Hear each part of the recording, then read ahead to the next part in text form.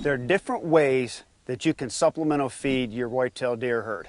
Now, a lot of people, they can just throw the feed on the ground, and that's one way. Some people build these elaborate troughs and put a roof over them. That's another way. Certainly you can buy products like this Boss Buck, but then you have choices. Are they self-feed? Or are they automatics like this that have spinners on the bottom that broadcast all your food? For me, I like the self-feeding option. I want to tell you why. Over the years, wherever I've hunted, you're going to have other critters that want to eat your feed. You're going to have turkeys, you're going to have hogs. And that feed then, if it allows it to get on the ground, well, guess what? The raccoons, the hogs, and the turkeys are going to start consuming the feed. And whatever they eat just costs you money. It's not helping your white-tailed deer herd. The other thing I like about this is the feed stays in a dry condition.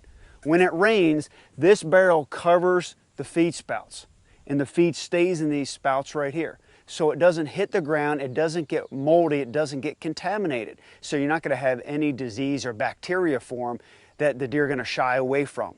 You spend a lot of money on really good supplemental feeding programs. So my preference on a high volume situation is go with a self-feeding. Now, if you want to start hunting over these feeders, that's not particularly what I do, then a feeder like this that has a timer on it that broadcasts your feed in a very low volume, these deer will actually get used to the tink, tink, tink, tink sound of the corn hitting the spinner, and it will actually pull them in at a specified time during the daylight hours. You know, if you're a handicapped person, a kid, or just somebody who hasn't experienced a lot about hunting and you're hunting over a feeder like this, it is a strategy to pull the deer in during daylight hours.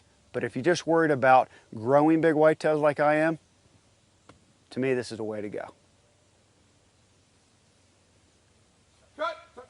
All right, will you reference the